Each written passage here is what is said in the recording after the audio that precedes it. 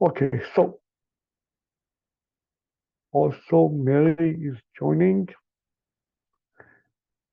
Fine, we can make her host or co-host.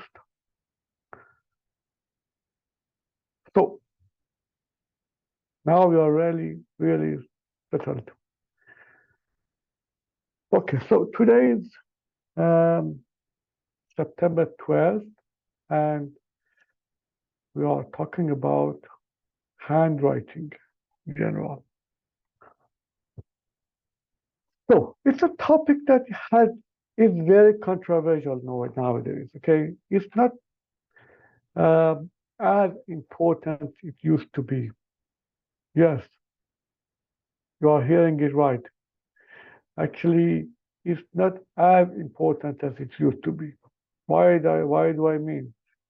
So is that um, when we are trying to teach our kids to learn to have a better handwriting, for example, we are talking about a shift of paradigms that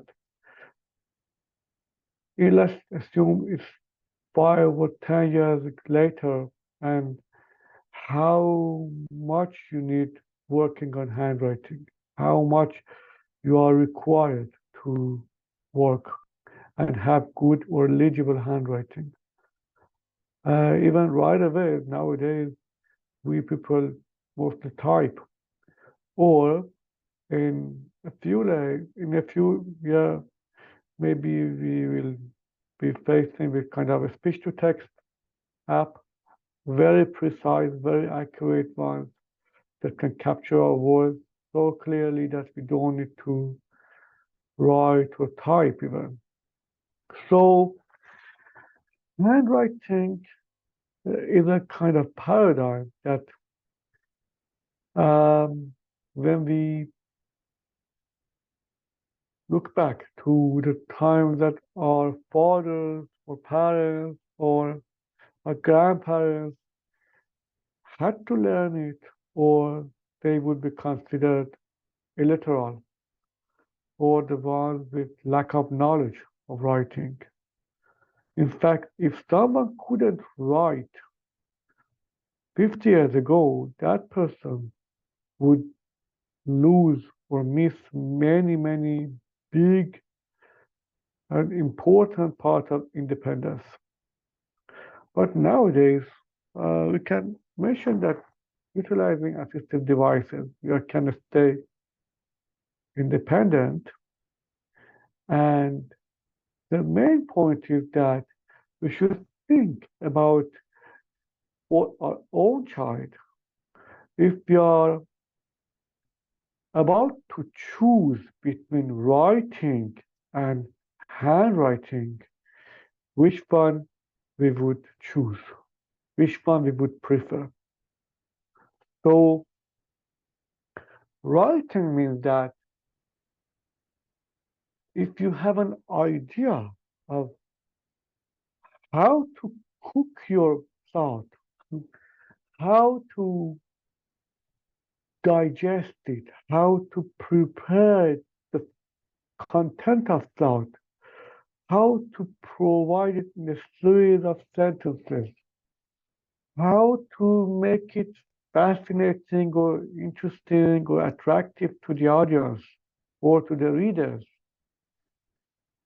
how to write in a way that has correct paragraphing, how to write an essay or utilize your knowledge about writing it, okay, is something, and how legible is your handwriting so that every person can easily read it is called handwriting. So sometimes I work with children who are very great at writing and very weak at handwriting. And the families that bring the child to me and asking me to work on the hand function, manual dexterity, fine motor, this stuff, so that to improve handwriting.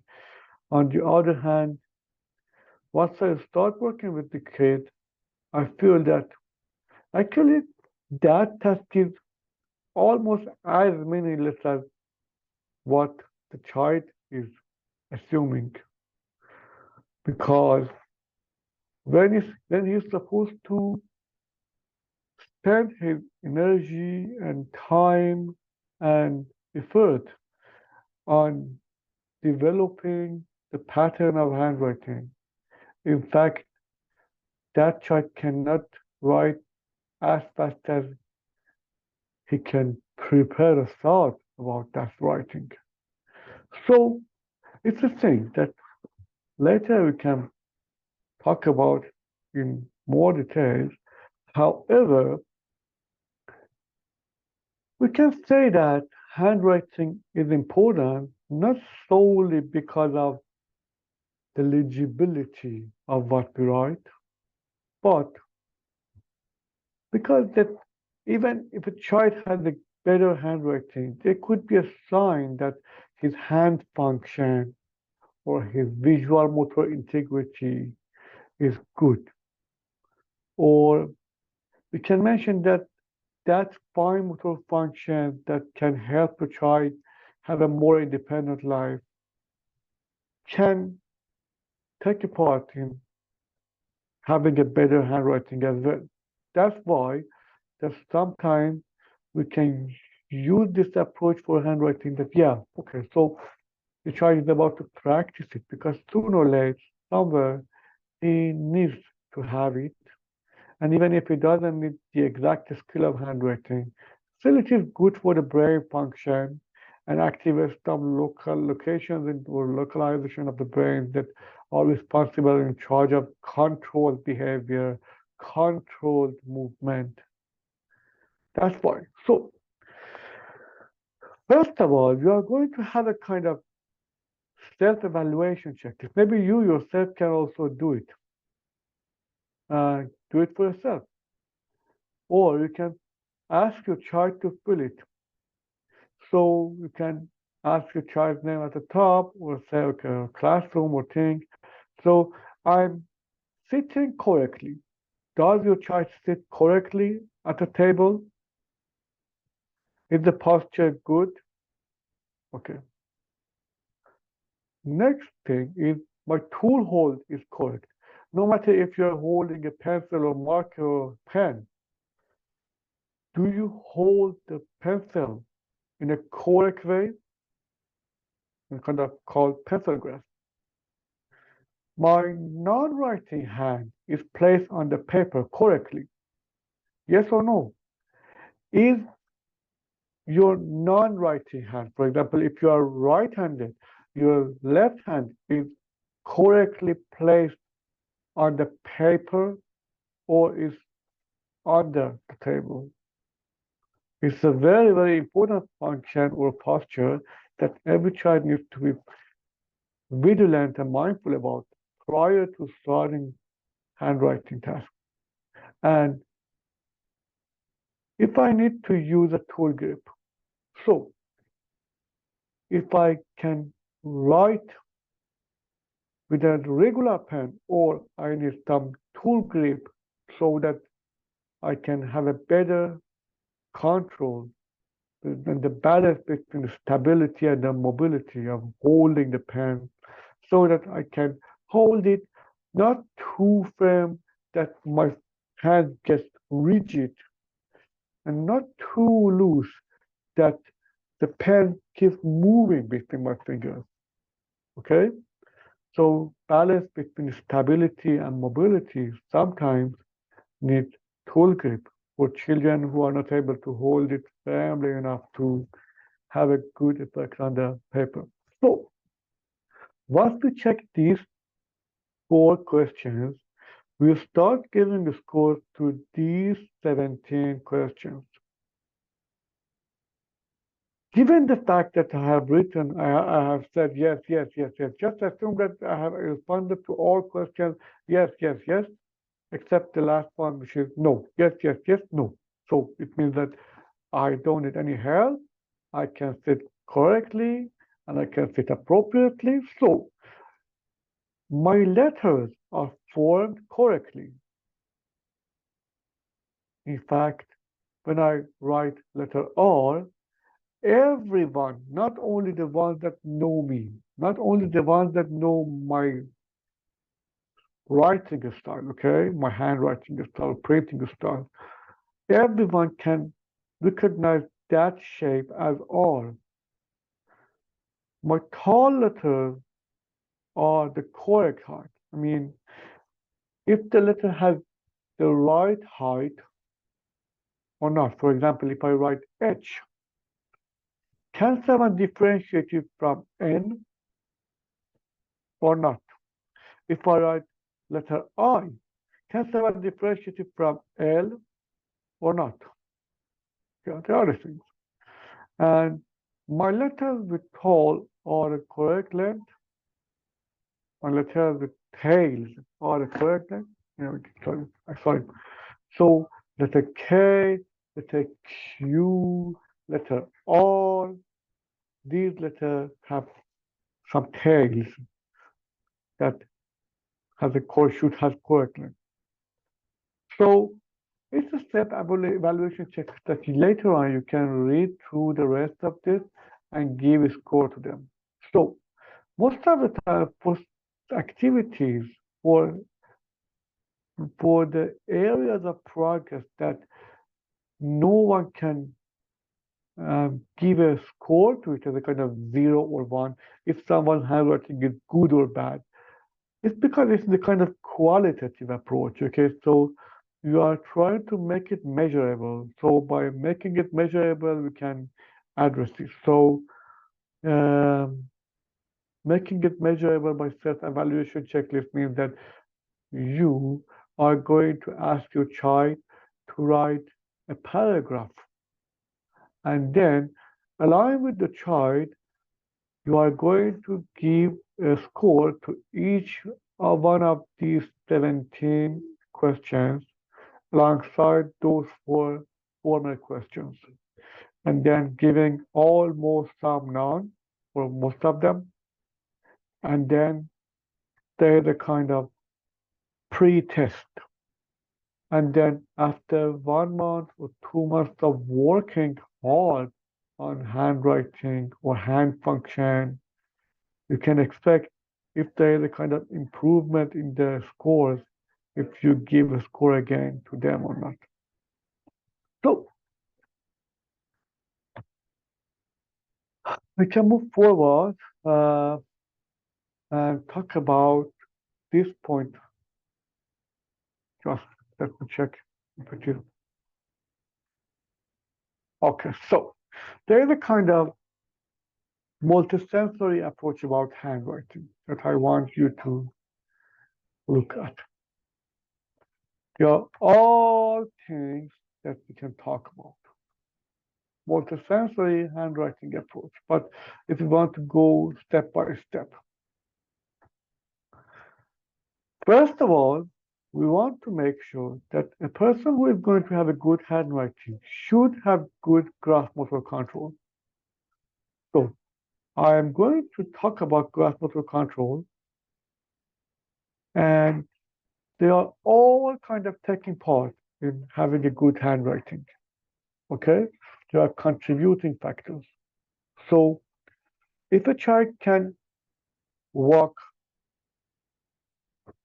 and have good agility, can run zigzag, can run, touch the wall, and immediately walk in a reversal way. If the child can walk backward, or if the child can hop, or jumping, or galloping, or leaping over things, or jumping from height, or jumping up, okay, or rolling over. They are all grasp motor control, okay? So for grasp motor control, we need to have a better posture, good posture that we later on discuss about. But mostly the children with poor control on the grasp motor don't have good stabilizer muscles, and the children who don't have stabilizer muscles like powerful shoulder girdle, it's very hard for them to control the lower limb or kind of the upper extremity or the distal part of the upper extremity, like wrist or fingers, in a proper position. So, gross motor control is a key factor. Also, it teaches and helps the child to have better understanding of what direction of movement. That's why, which is important. Body awareness is the second one.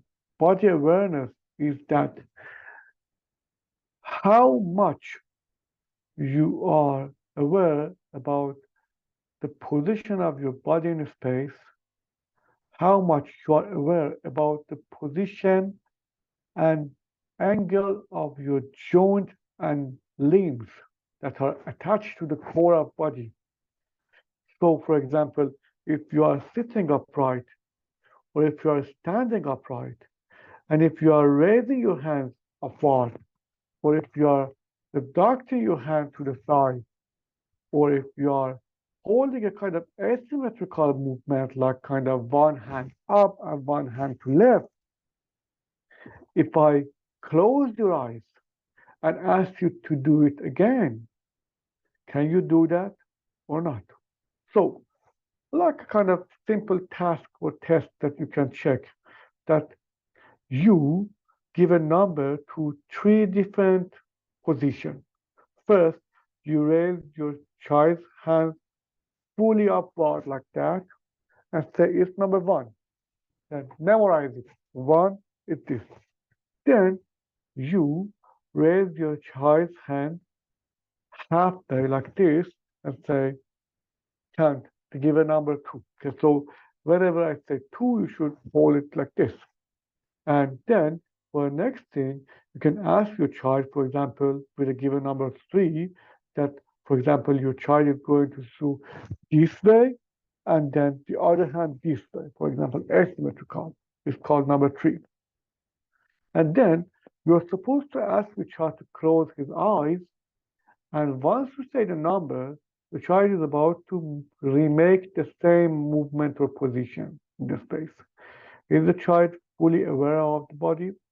For many of the children who don't have good body awareness, they might bump into stuff. They might walk and they are not aware about the size of the body, and then they might bump into the couch. Or they might feel that they can easily get fit between two people and sitting on a couch, but in fact, they haven't estimated the size properly. Okay? So there are something like this, and it's about awareness about the body side. Sometimes yoga, meditation, physical activities, sports-based activities can help to have improvement in body awareness and gross motor control, respectively. Next thing, which is very important, is about lateral dominancy. Lateral dominance or left or right discrimination. If a child is able to detect which hand is dominant, and if I say, use your right hand to hit the ball, now switch and use your left hand to hit the ball. Can the child do so? Can the child detect when we ask left, he raise left hand, okay, or not? And is he able to have kind of tendency in the use of material with one dominant hand more frequently? It's a very important factor. Next thing is about fine motor control. The ability that most of the time is mistaken with manual dexterity, but it is different term.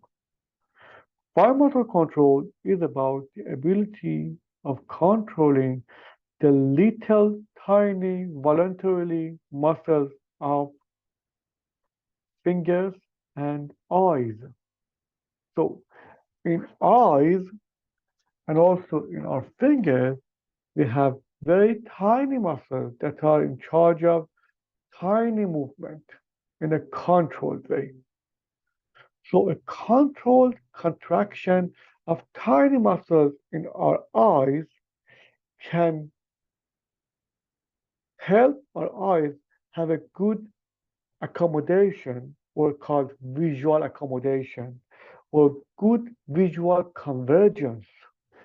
And it helps us to make a good and clear picture in our retina. And then by doing so, we are able to see the thing clearer and we can have a better visual focus on that. Also, with the tiny muscles of the fingers, you are able to hold the stuff, and also some big part of manual dexterity will be resolved if we have good fine motor control. Yes, but for example, if you are going to ask your child to touch the stuff with this finger, and the child is preferring to touch it with tap, it's about fine motor control, not manual dexterity. If you are about to ask your child to lift one finger that you are asking, so just imagine that you are going to give number to each finger. So we can say 1, 2, 3, 4, 5. And then if you ask your child to close finger number 1, close finger number 5. Can he do it independently? Can he close the fingers independently or extend them? Okay, so it's a very important thing about fine motor control.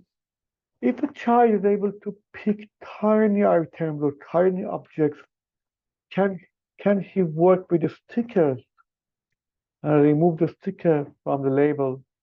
They are all about the fine motor control. Can a child have a good control when using fork, knife, and spoon? Is about fine motor control because they are tightly related with the muscles of the eyes and hand at the same time. We need to look and do them. For next thing, which is about eye-hand coordination, it is about when we are looking at, at an item, are we reaching our hand correctly toward that? Can we handle the item properly when looking at? Can we hold the laser light on the designated spot or area of the wall? Just assuming that there is a kind of dark room and you are given a laser light or pointer, and then you are going to be asked to put the light spot exactly inside a circle on the wall.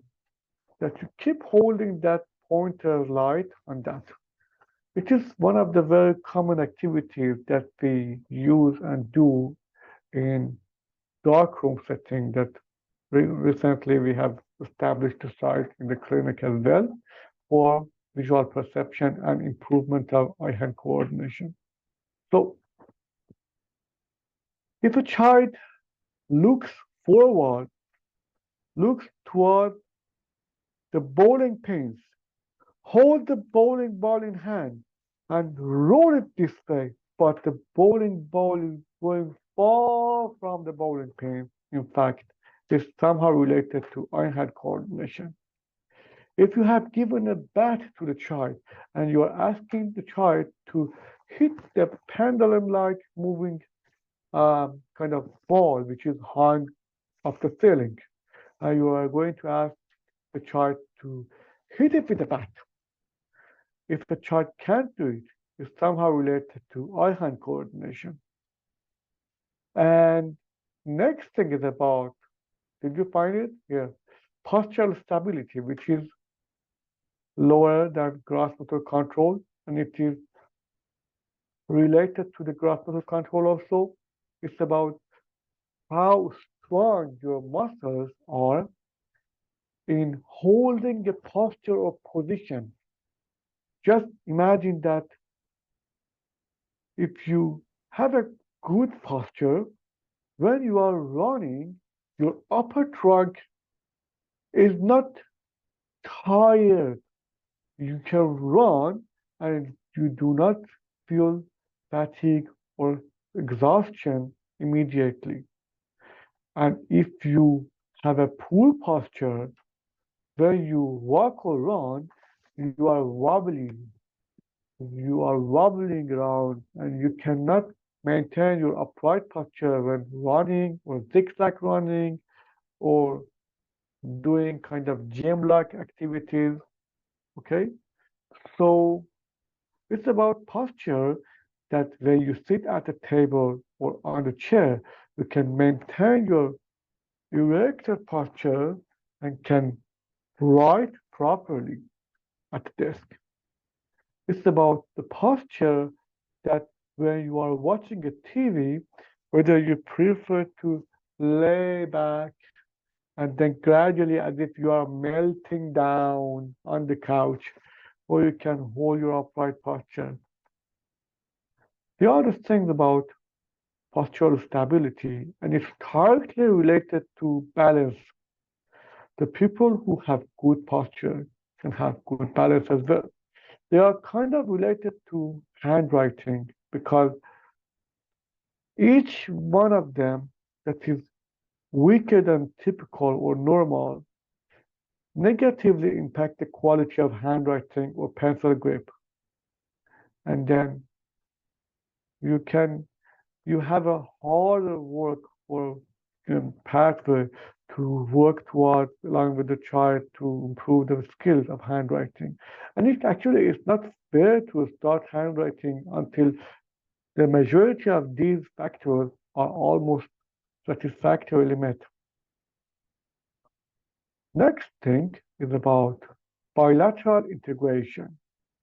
That's just assuming that if you are going to ask your child to hold a tray in hand and 2 or 3 cups of water on the tray, and the child is supposed to hold the tray and take it somewhere. Or if you ask your child to pull the rope and intermittently changing the hand to pull the rope, if you are asking the child to fasten the rope around some item, cylindrical item, or if you are about to ask the child to open up اینو من خیلی خوب a, بلدم. a kind of a bottle with hand, you need 2 hands at the same time, or fastening, or no, buttoning up, okay? Or if you, when you are going to ask your child to fold the paper, so very easy activity that you ask your child to write a letter to Santa and then ask him to fold the paper so that it fits in the envelope. Believe it or not, most of the clients that we work are struggling a lot when folding a paper properly so that it fits inside the envelope. So you can try it at home to see how you can teach it to your child as well. And during the time of practice, you will see, okay, so there are bilateral integrity needed. And next thing is about ocular motor control. That is again the one that we actively work on during the darkroom sessions or visual perception sessions, and it is kind of related to how our eyes have good and proper controlled movement. So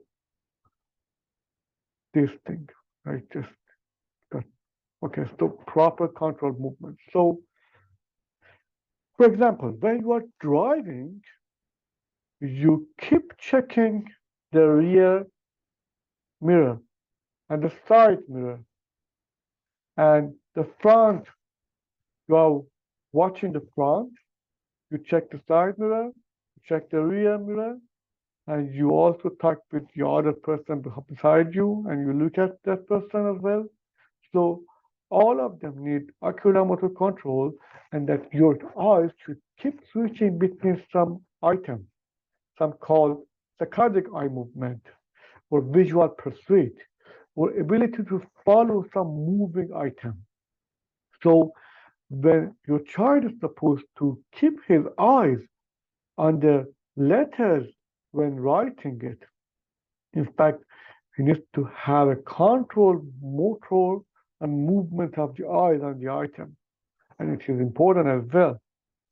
So if you want to improve it, maybe you can work on some simple activity like give a flashlight to the child and hold another flashlight in your own hand, preferably with a different color or size of the light spot.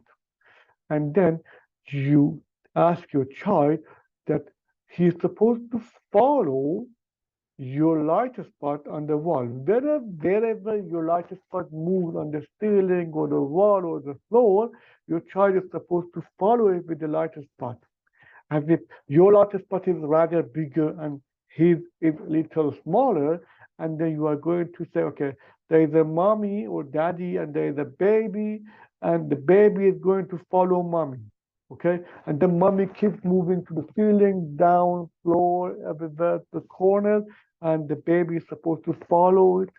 Okay, and it's the thing that gradually your child gets motivated to practicing it. Okay, and once he learns how to do it, you can sit behind your child and gently stabilize the head so that he doesn't move his head. Instead, with the stable and fixated position of the head, that you are holding his head or chin gently, you are asking the child just to look at and follow the light spot with this so that the eye movements get more activated instead of the neck and head movements to compensate it. By doing so, you are working more deeply on oculomotor control. Some of the tasks are more sophisticated, need more sophistication to implement. But I think that at home you can try them at all to see how well you can practice it along with your child and to improve oculomotor control, which is very important in handwriting thing. Or let's make it a little closer to the handwriting topic by utilizing some small, tiny labels of letter or alphabet on the wall, and you are going to ask your child that, okay, we have invented some light keyboard. Light keyboard is that once you are going to talk to me or answer my questions, you are supposed to type it by shedding the light spot on the exact letters. So the practice or activity is that there is a big wall with the letters, all 26 letters of alphabets that have been stuck are sticking to the wall, okay, and with kind of fairly gap between each letter on the wall. And then you are going to ask the child that when you ask the question, he has to be mute, should not talk, but can respond your question by typing in a weird and magical way. Once he shed the light on letter L, you are typing L on keyboard. There is a laptop that you open and a Word document, big font. He shows letter L on the wall. You type letter L on the laptop keyboard. So, for example, you are going to ask the child, what animal in the jungle roars and is the king of jungle? And then the child who knows the answer and impatiently wants to say, lion, lion, lion. But you are encouraging him that instead of talking, you just shed the light on L and I type L.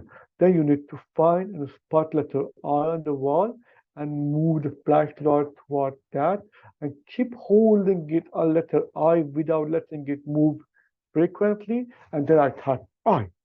Okay, and this task would be a very fascinating activity for children, how to track and spot and find the stop on the big space or wall and activate the visual attention as well. So it's just a task that we normally do in clinic, and it's a useful one that you can implement it at home as well. So next sub-skill, which is important, or next fundamental skill that is contributing in having a good handwriting is manual dexterity, which is again lower than fine motor control. So manual dexterity means that if you are able to properly hold some item in your hand and can you move it properly without it letting it falling or dropping it without dropping it the way I did or not? Or can you translate it from the palm of your hand, the tip of your hand? Can you change the direction of it? Can you move it in your hand?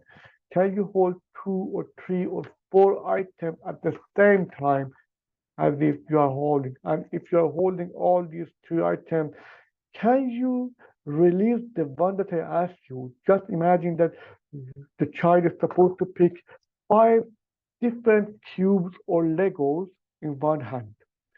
One green, one blue, one star shape, one triangle shape, all holding in one hand. And then you ask the child to release the yellow without letting other items fall off hand.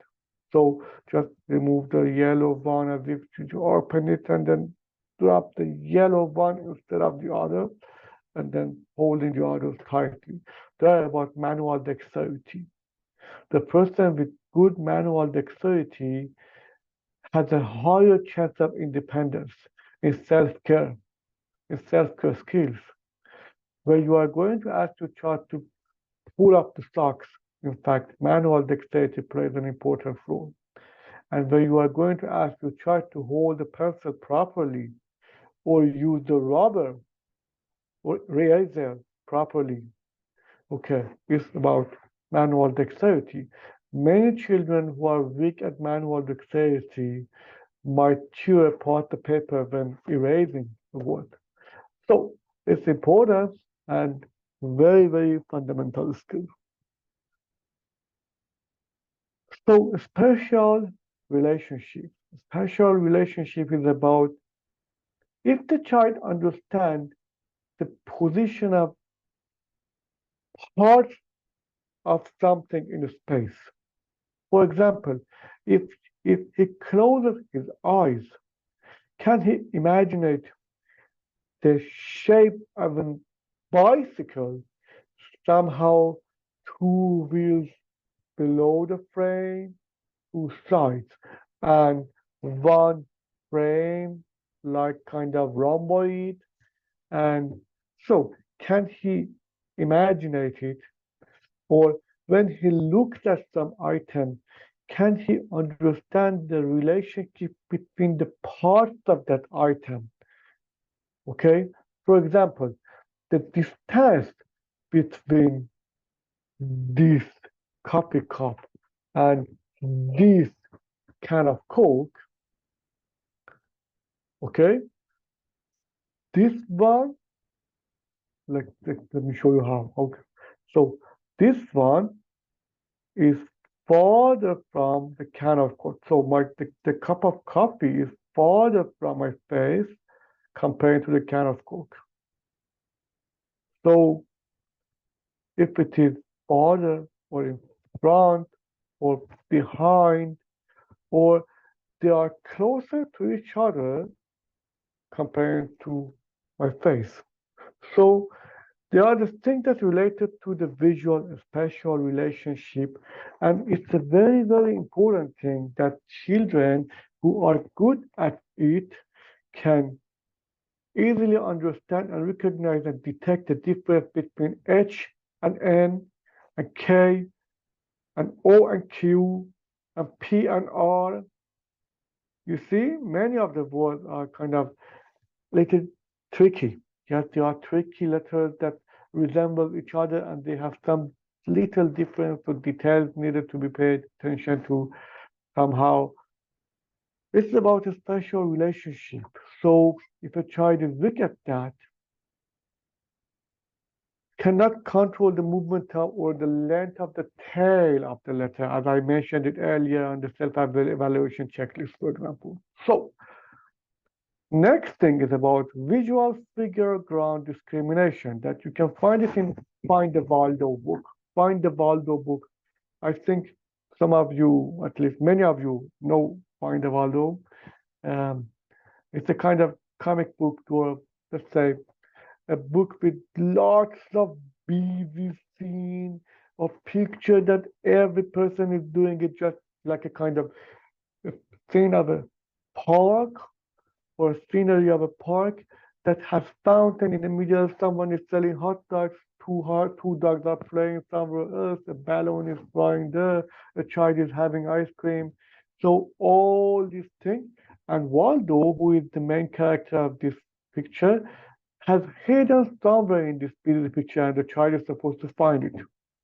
Or let's say any busy scenery that you can easily Google image and find some busy scenery and ask your child to find, can you find a black dog? Can you find a sparrow in the tree? Can you find a banana in this busy picture? It's about visual figure ground discrimination.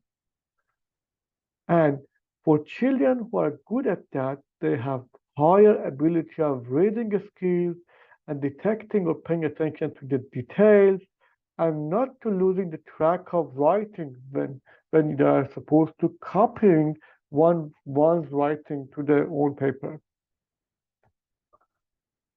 Okay, it's a kind of sophisticated word called visual closure that is in simple language. If you ask your child to go and find his shoes, and your child went for the shoe and come back to you and says, there is no shoe there. Again, you ask, I know there is a shoe there. Go and find it. Again, the child goes and then come back again, say, Mommy, believe me, there is no shoes there. And then once you go to the room, you see that the shoe is partially hidden under the rug. So the rug has fallen on some part of the shoe. So still the shoe is obvious for you because you have a good visual closure.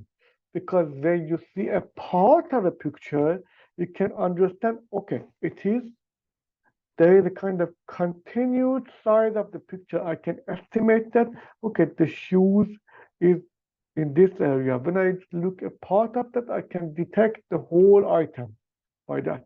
It is called visual closure.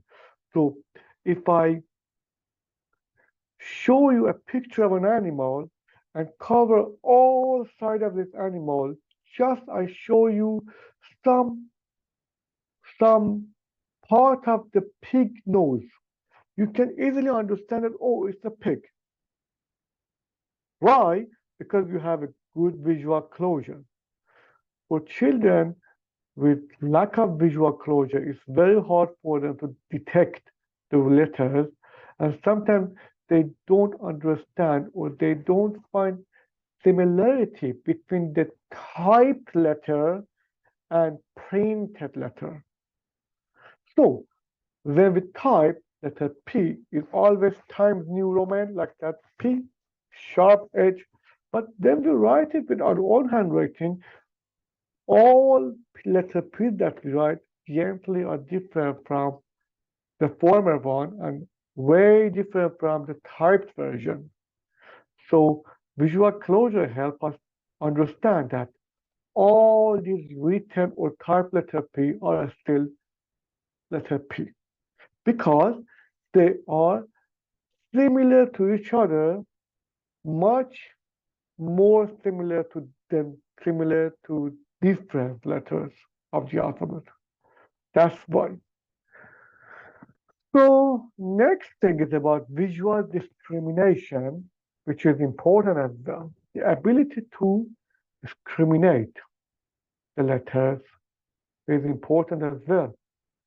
I know many children that struggle with this part and they are not able to read easily, or since they cannot read and pay attention to the detail of the letters, they cannot easily copy the letters the way to practice and do it in the exact way of handwriting. So visual discrimination, like kind of differentiating between letter P and R, slowly because of the tail of R, or differentiating between letter O and Q because of the tail, H from N, or these things.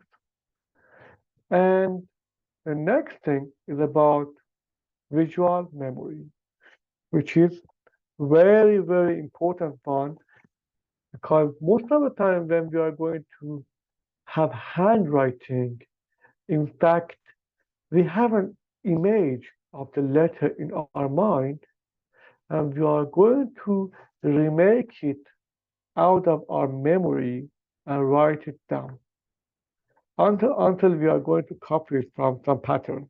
But visual memory is important for having a good handwriting because your brain cannot process all these aspects at the same time simultaneously.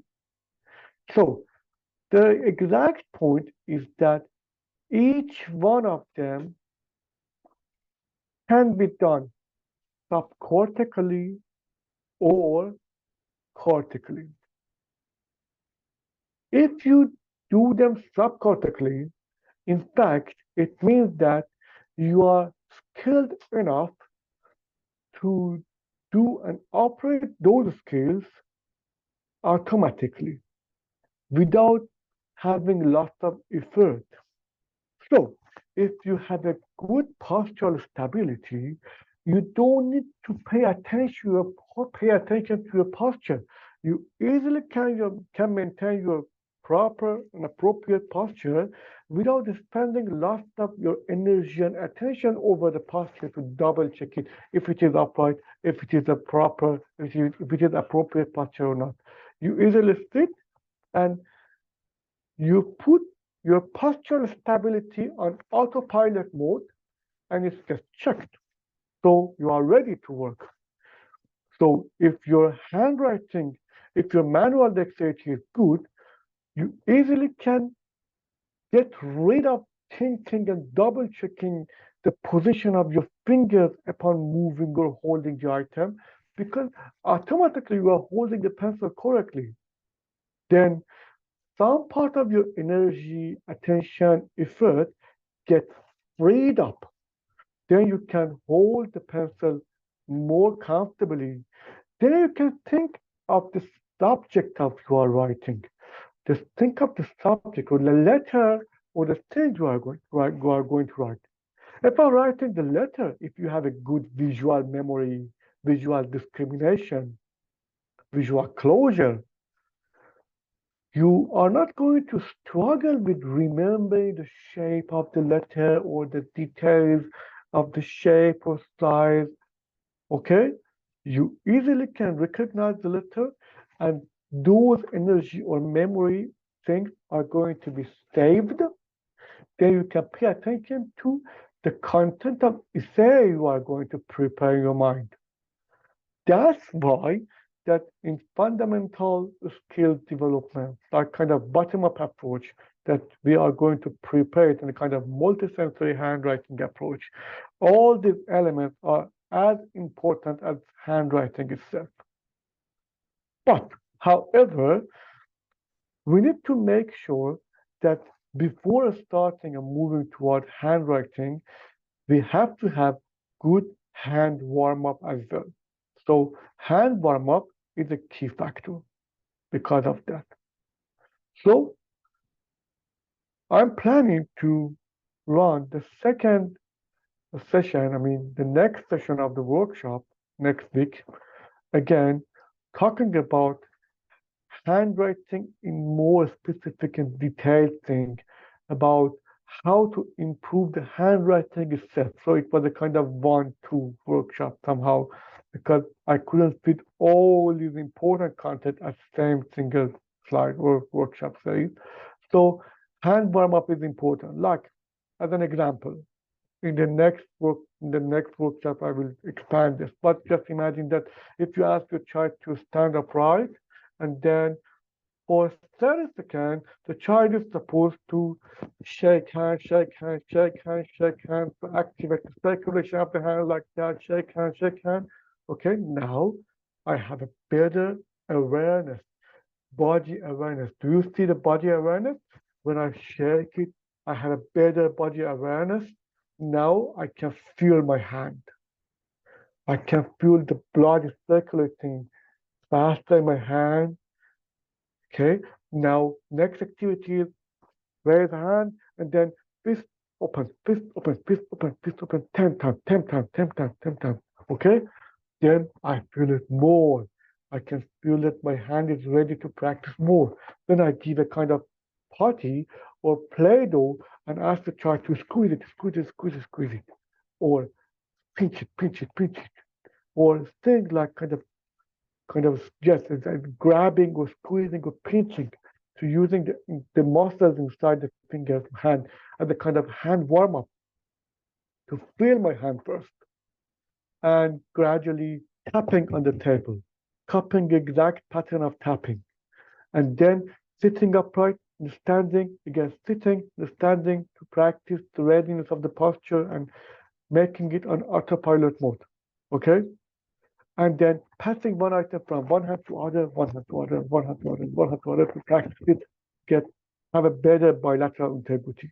Then we should do scribbling. Hold a crayon, not marker, crayon with more friction to hold it and scribble, scribble, scribble, to wiggle, wiggle, scribble, scribble, scribble to make it on a kind of cardboard, to make a kind of on a textured cardboard to, to hear the sound or feel the vibration of that. And then by doing so, my hand and eyes are readier to perceive and understand the task. Yes, they are all important warm up tasks before handwriting.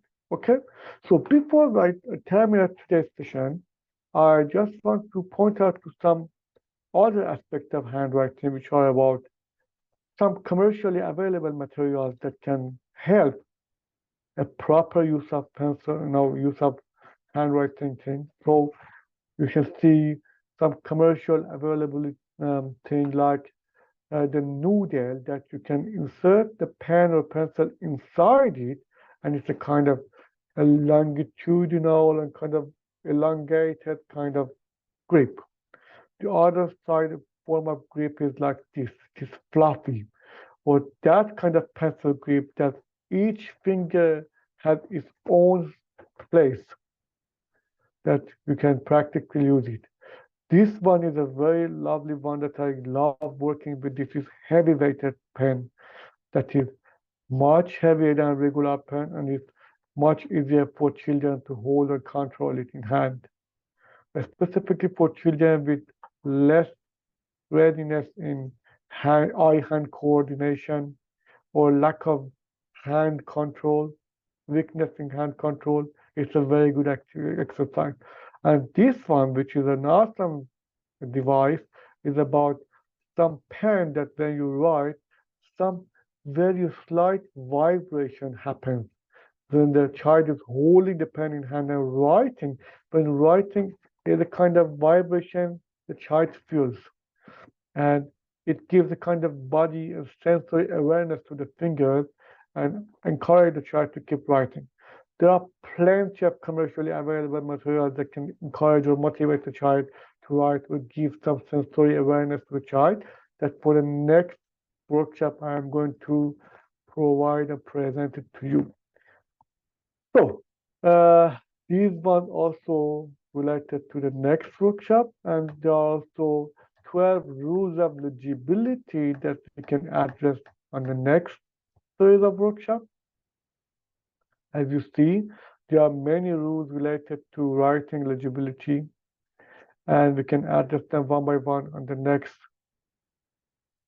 week. And now is the Q&A time. If you have any question, feel free to ask. Thank you very much for your attention, and I hope you had gained some basic kind of concept from what handwriting is, or what are the fundamental or basic underlying factors about handwriting are. And then thank you for your attention.